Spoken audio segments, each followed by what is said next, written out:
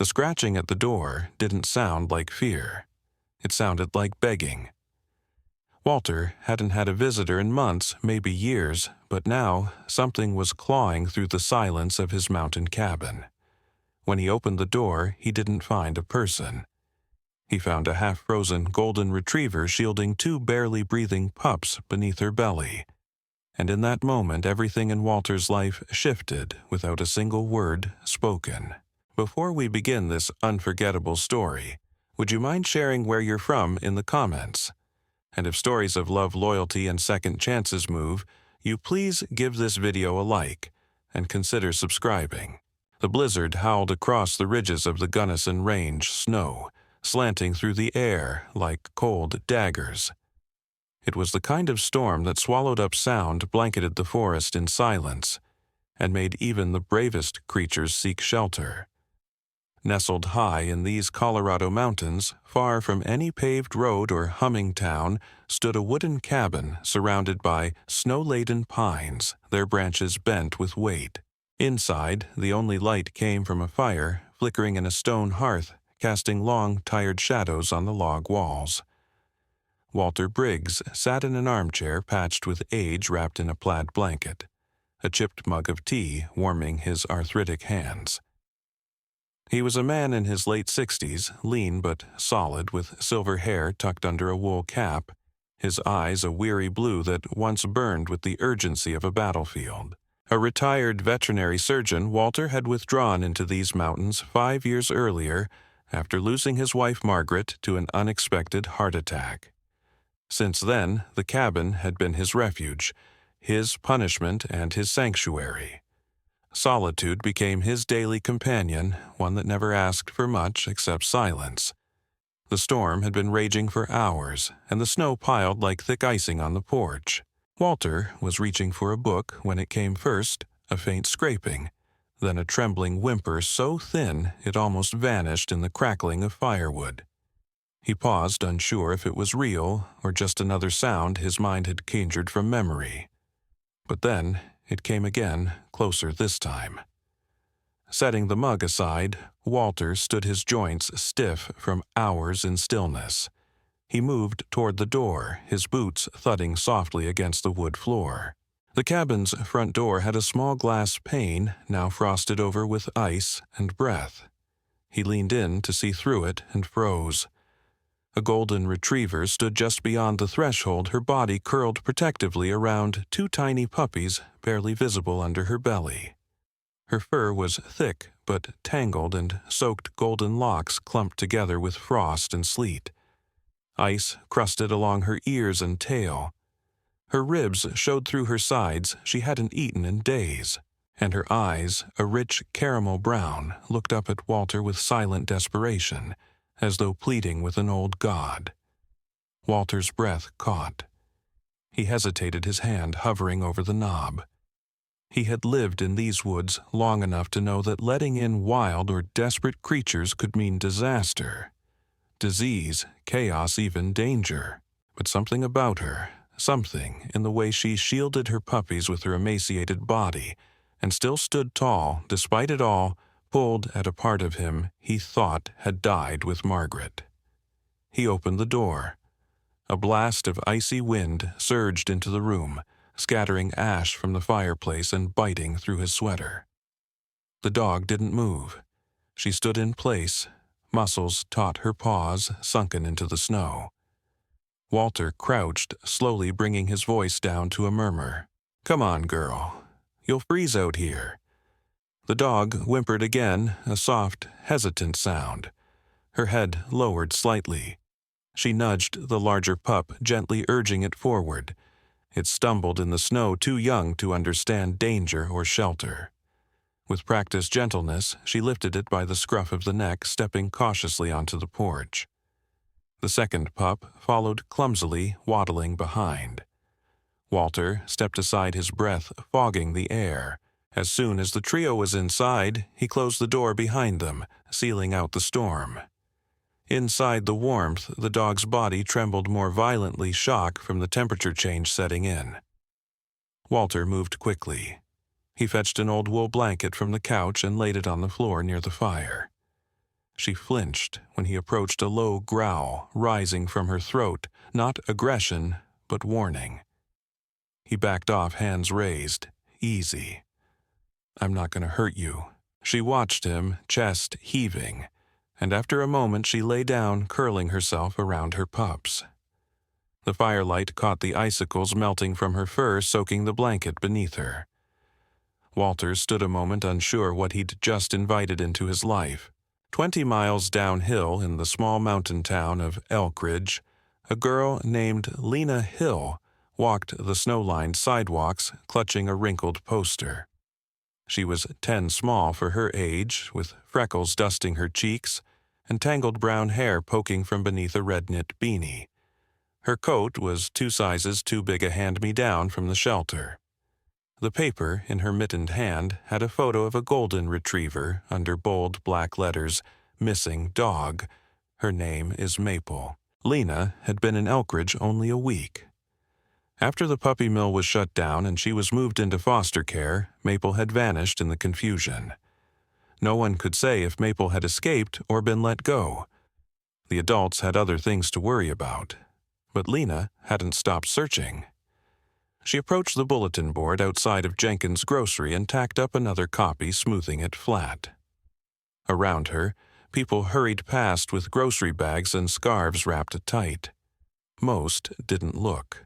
Those who did gave only a sympathetic glance before walking on. Lena bit her lip, eyes stinging. "Someone has to see you," she whispered. "I know you're still out there." The wind outside the cabin had quieted to a whisper, but the cold still gripped the Gunnison Range with frozen fingers. Inside, warmth radiated from the stone hearth, painting the wooden walls in golden tones that danced like old spirits. Walter Briggs moved about slowly, careful not to make sudden sounds. The mother dog Maple lay curled near the fireplace, her body protectively wrapped around her 2 pups. Her eyes, still wary, followed his every motion. Walter had changed into a heavy wool sweater and thick flannel pants. His breath no longer fogged the air, but tension hung like frost in the corners of the room. He knelt near the wood pile, placing another log into the fire. A hiss of steam followed wet bark, still thawing. Then came a low growl. Walter froze. He turned his head slowly. Maple's ears were back. Her eyes locked on him, and her upper lip quivered. The sound wasn't a threat, it was a boundary. "All right, girl," he murmured, easing backward. "Message received." He stood, giving her space. There was something in her, something tight and trembling beneath the hunger. She didn't just fear pain, she feared loss. And Walter understood that too well. It had taken years for him to stop flinching every time he set an extra place at the table out of habit. He fetched a bowl from the kitchen, a chipped ceramic one Margaret had once used for her tomato stew, and filled it with warm water. He set it a few feet away from Maple and stepped back. She eyed it, warily sniffed, then nudged her muzzle forward to lap at it. The pups huddled against her side stirred one, letting out a faint squeak. Walter couldn't help but smile. They were no older than a week. One had a stripe of white across its nose and a stubby tail that twitched with every breath. The other was smaller, its fur pale gold, nearly matching Maple's. He'd have to give them names eventually. But not yet, not until he knew they were staying. He moved to the couch, settling in with a blanket across his lap. He kept the lights low and the fire fed. The silence between them wasn't empty, it was watchful. And slowly, Walter sensed that Maple wasn't the only one learning to trust again.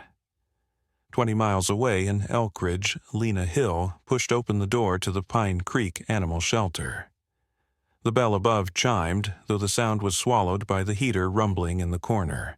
Inside, the air smelled faintly of antiseptic and fur.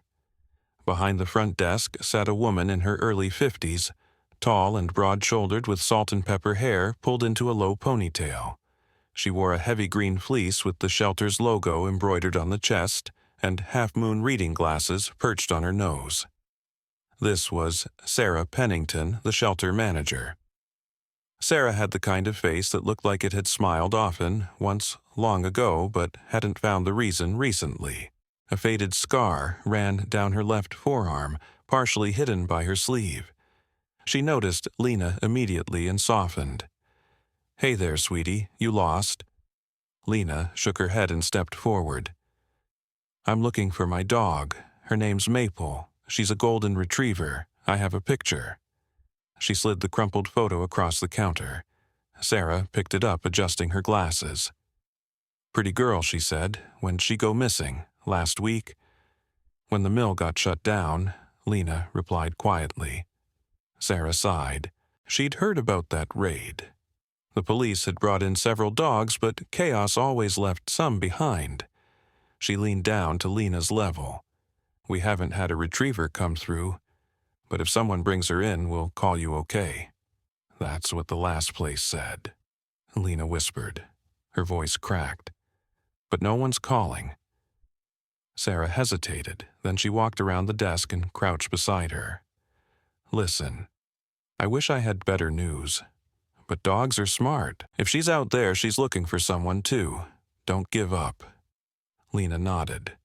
Her eyes burned, but she held them open. "Do you know where the trucks went? The ones that left the mill?" Sarah blinked. "What do you mean?" "After it closed, some people loaded stuff onto trucks. I think she got scared and followed one." Sarah frowned. They were moving equipment, probably up toward the supply depots in the foothills. Lena's heart skipped. "Can you show me?" Sarah walked over to a wall map behind the desk and circled a small area north of Elkridge. "Here. A couple depots here, not much else. But if she got close enough, maybe she followed the tire tracks up. There's old cabins along the ridge."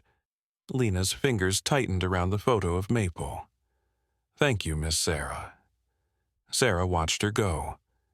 There was something in the girl that reminded her of her own daughter lost to illness when she was Lena's age. It left Sarah quieter, slower to hope. But as the door swung closed behind Lena, she whispered, "Go find her kid." Back in the cabin, Walter stirred a pot of oatmeal on the stovetop. He wasn't much of a cook, but it was warm and soft good for the pups when they were ready. He glanced back into the living room. Maple hadn't moved from her spot by the fire, but her eyes were half-lidded now, body a little more relaxed. Walter remembered how it felt to treat wounded animals, how instinct made them lash out even when you were saving them. Maple reminded him of a rescue fox he'd once treated years ago. The fox had broken a paw and hidden it for weeks. Trust came in inches, not miles. He ladled some oatmeal into a smaller dish and mixed in a few drops of meat broth. He placed it near her, careful not to speak this time. She raised her head, sniffed, then lowered it again. Not yet, but soon. When he sat back down, Maple turned and nuzzled one pup gently. The tiny golden tail wagged in its sleep. Walter smiled faintly. He didn't know what tomorrow would bring, but he knew tonight was better than yesterday for both of them. The morning broke cold and silver, with the kind of hush that only follows a blizzard. Outside Walter Briggs's cabin, the snow had settled like a white ocean, untouched and perfect. A line of tall pines stood at the edge of the clearing, stoic and quiet. Walter had just finished stoking the fire and was settling into his second cup of black coffee when the sudden sound made him freeze an urgent growl from the other side of the room. He turned quickly. Maple was no longer lying by the fire. She was standing rigid, her golden fur bristling eyes locked on the door. The growl deepened in her chest, not a snarl of fear, but something protective. A second later, she barked a sharp single note and lunged forward, her paws thudding across the wooden floor. Walter rose from his chair, heart already tightening. He rushed to the door and looked through the frost-lined window. At the edge of the woods, half concealed by tree shadows and morning mist, a figure stood still. Human, wearing a heavy coat, tall, possibly male. No movement, no greeting, just stillness. Watching. Walter's stomach turned. He unlocked the door, cracked it open just enough to peer out, but the cold slapped his face and the figure stepped back, fading into the trees. Gone. He shut the door and locked it again. Maple continued to stare, her body tense. The pups whimpered behind her, but she didn't take her eyes off the tree line. Walter grabbed the landline phone off the kitchen counter. The signal was faint, but it rang through. After a few clicks, a tired male voice answered. Elkridge County Sheriff's Department. This is Walter Briggs. I'm up in the Ridgebend woods. There was someone outside my cabin just now standing at the tree line. A pause. Then, did they approach the house? Say anything? No. Just stood there, watching. Well, it's probably a hiker or a hunter. Happens sometimes after storms. Best thing you can do is keep your doors locked and stay inside. If they come closer, give us another call. Walter clenched the receiver. That's it, sir. The line went dead. Walter looked down at Maple, who had not moved from the door. They're not coming, he muttered. We're on our own. In Elkridge, the diner buzzed with the morning hum of clinking mugs and local gossip. The windows were fogged from the heat inside, and the smell of bacon and burnt coffee lingered in the air. Lena Hill sat at the far end of the counter, swinging her legs gently beneath her stool. Her foster guardian had let her explore town while running errands, and the warmth of the diner had drawn her in from the biting wind. Behind the counter was a man in his 60s, wiry with a faded denim shirt and a frayed ball cap that read, Elkridge Feed and Supply. His name was Tom Halbert, a lifelong local with a raspy voice and a habit of talking whether anyone was listening or not. He was chatting with the waitress about the recent snowstorm. You know, he said, flipping a spoon in his coffee back in the 90s, we had a storm just like this one. Drove all kinds of critters down from the hills. Couple of weeks ago, I heard someone saw a stray retriever up by the old timber cabins. Lena perked up. What cabins? She asked quickly, her voice small but firm. Tom looked over, surprised to be interrupted, then gave a crooked smile. Used to be a ranger's post up the Gunnison Ridge, abandoned now. Folks call it the Ridgebend stretch. Hard to get to this time of year. A retriever, she pressed. A golden. Could have been. Big dog, yellow coat. Someone said it was traveling with Pups. Lena's breath hitched.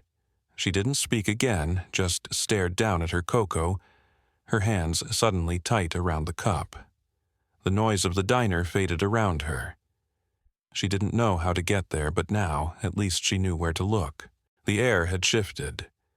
Walter Briggs felt it before he saw anything, a pressure in the silence, a tremor beneath the snow.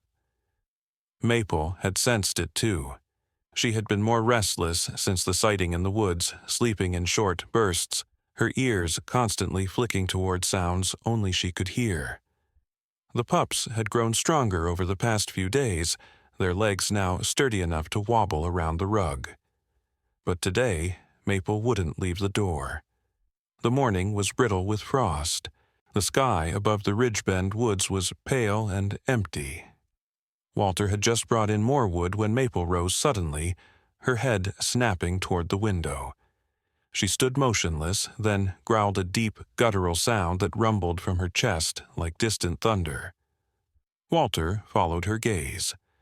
A man was approaching the cabin, slowly, deliberately. He was tall, broad-shouldered under a worn leather jacket, the kind that hadn't been cleaned in months. His boots were thick with mud, and a scarf was wrapped tightly around his neck. His beard was short but unkempt, and he moved with the casual confidence of someone who thought no one would dare stop him. Walter stepped forward, putting himself between the door and the dog. The man knocked once, 2 heavy thuds. Open up, the voice came through the wood. You've got something that belongs to me. Walter didn't move. You're mistaken.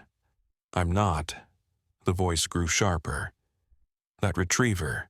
Her name's Daisy. I raised her. She ran during the raid. Maple growled again. Her entire body tensed like a coiled spring. Walter opened the door, but only halfway. She's not yours. The man's eyes were green and small, almost rodent-like. His expression curled into something between a smirk and a sneer. I've got paperwork, he said, tapping his coat. Want to see? Walter shook his head. That dog showed up half-starved, covered in ice, with 2 pups, barely breathing. If you raised her, you're worse than I thought. The man's smile faded. You don't know what she is. I know exactly what she is, Walter said, voice low. And I know what you are. Behind him, Maple moved to the door. She stood beside Walter now, not behind. Her tail was raised, her ears stiff, and when her eyes met the man's, something shifted. Her growl returned, but it was different this time, not fear, but fury. She remembers you, Walter said.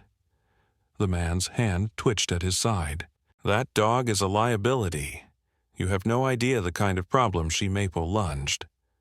She stopped just short of the doorway, barking with a ferocity that startled even Walter. The man stumbled back, his boots slipping slightly on the snow. One of the pups behind Maple whimpered, and she immediately turned and stood between them and the door, her stance protective, unmoving. The man's bravado faltered. You don't want to get involved in this, old man. I'm already involved. The man glared, but he didn't step forward again. This isn't over, he muttered, and turned, trudging back into the trees. Walter shut the door. He stood in silence for a long time, his breath heavy, his hand resting on the doorknob. Maple didn't sit down. She stayed on guard. Her trust was no longer silent. It had become action.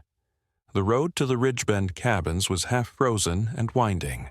Lena Hill's breath came in sharp clouds as she stepped through the snow, her boots crunching beneath her.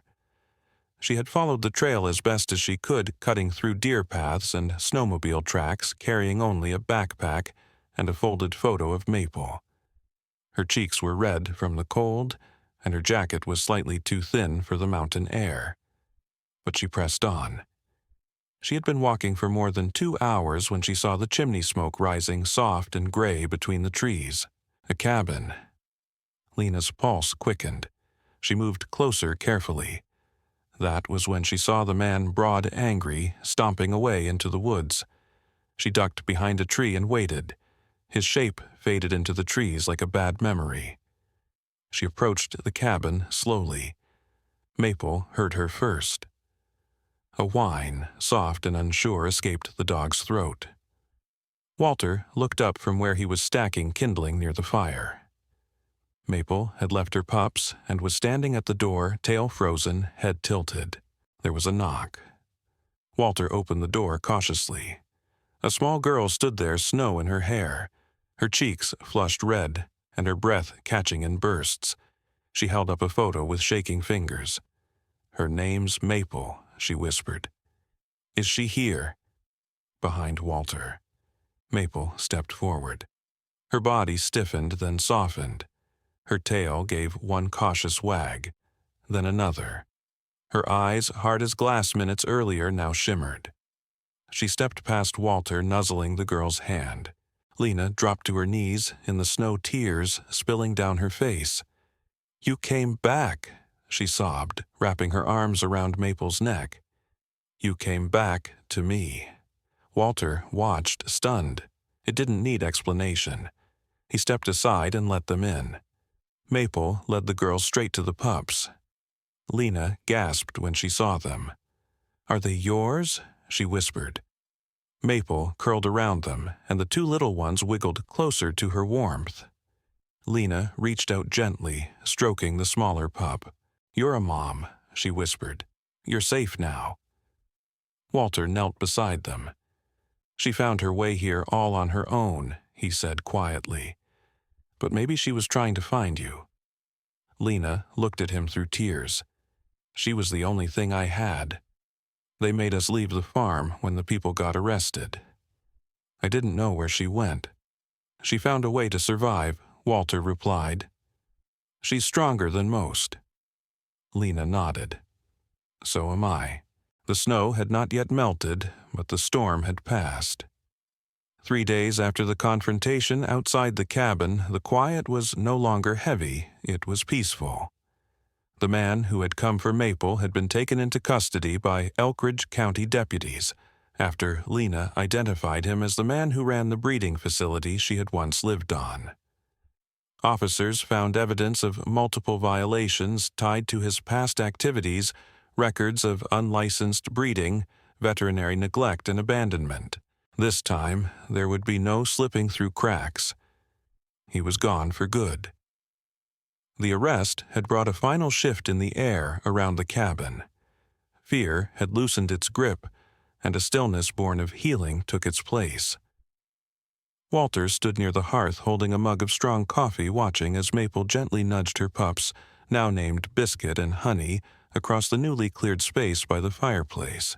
Honey, the smaller of the two, had a pale golden coat like her mother, and an inquisitive nose that constantly bumped into table legs. Biscuit, stockier and more confident, had a dark caramel stripe down his back, and a bark that echoed 3 times louder than his size. The corner of the cabin that once held unused gear and tools had been transformed. Walter had spent a full afternoon moving boxes, laying down soft quilts and spare pillows, and even rigging up a rope toy from old fabric scraps. Lena had decorated it with hand-drawn signs in crayon, Doggy Den, and Maple's Place. It was their safe haven, now warm, dry, and alive with tail wags. Walter had never intended to be responsible for 3 dogs and a child. But when he looked at them, Maple stretched across the rug, the pups tumbling over each other. Lena curled up with a book on the floor near them. He didn't feel burdened. He felt something he hadn't in years. He felt needed. Lena had taken to life in the cabin with surprising ease. She helped, without being asked, fetched firewood, washed dishes, and showed Biscuit how to sit with remarkable patience. Her eyes, once shadowed and watchful now, shone when she laughed an easy, clear laugh that filled the room like sunshine. That afternoon, while the fire crackled low, Walter stepped outside with Maple. The snow had softened under the late winter sun, crunching less underfoot. He'd begun clearing a path around the cabin, one that the dogs could follow when they were strong enough to explore. Maple trotted beside him, alert but relaxed. She glanced up at him every few steps as if checking in. Her fur had started to regain its luster, and the sharp ribs beneath her skin were slowly giving way to healthy weight. She was no longer the trembling creature at his doorstep. She had become once again a protector, a mother, and more than that, a bridge between 2 fractured hearts. Walter looked down at her. "You've done good, girl," he said softly. "Better than most humans I know." Maple leaned into his leg briefly, just enough to say, "I hear you." Inside the cabin, Lena was organizing a small wooden box she had turned into a memory chest. She placed the original photo of Maple at the bottom, then layered it with drawings of Honey and Biscuit, and a letter she had written to her mom, one she had never sent. She didn't cry this time. Instead, she looked up at the ceiling. Beams inhaled the scent of firewood and dog fur and smiled. That evening, just before dinner, a new visitor came up the trail, a ranger named Clint Haverly, who had served the region for over 20 years. He was in his early 50s with graying temples, a deep tan from years in the sun, and a slow, observant way of speaking that made people listen. Clint had been the one to report the man's vehicle when it was spotted parked too long on state land. Clint stepped into the cabin after brushing the snow off his boots. His uniform was crisp under a thick canvas coat, and his face lit up when he saw Maple. "She really found her way here, huh?" he said, kneeling down to stroke her head. "Lucky girl, she found us," Lena corrected, beaming. "She's not just lucky, she's smart." Clint smiled. "That she is." He left behind a pamphlet about getting Maple registered properly in the county system, and even offered to help set up a fenced perimeter once spring arrived. Walter nodded grateful. He was still learning how to accept help. Later that night, the fire burned low as the stars pushed against the glass windows. Walter sat in his armchair with Lena curled up beside him under a shared blanket. Maple lay across their feet. Biscuit and Honey nestled into the crook of her belly. Walter held a weathered photo frame in his hands, one of Margaret taken years ago when they'd first bought the cabin. He looked down at it for a long moment, then slowly set it on the mantel beside the new family picture Lena had drawn. No one spoke, but the silence was warm, full of stories that didn't need to be told aloud. A dog who had once been abandoned now had a name. 2 pups who had almost frozen now had a home. A girl who had lost everything now had a father figure who listened. And a man who had once chosen silence now had a reason to smile every morning. Sometimes the greatest miracles come not with thunder or light, but quietly on 4 trembling legs through a snowstorm at a door left unlocked. Maple's journey reminds us that even in our darkest winters, God's hand is still guiding lost souls home, whether it's a stray dog seeking safety, a little girl searching for love, or a lonely man rediscovering purpose. In a world that can often feel cold and forgotten, this story is a whisper from above. You are never truly abandoned. Hope may come in unexpected forms, but it will come if only we open the door. If this story moved your heart, please take a moment to like, comment, and subscribe to our channel. Let's keep sharing stories of faith, love, and second chances. And if you believe in the power of compassion, in the miracles God works through, even the smallest creatures comment Amen below, and let this be your prayer for every soul still searching for home. May God bless you, your family, and every lost soul still waiting to be found.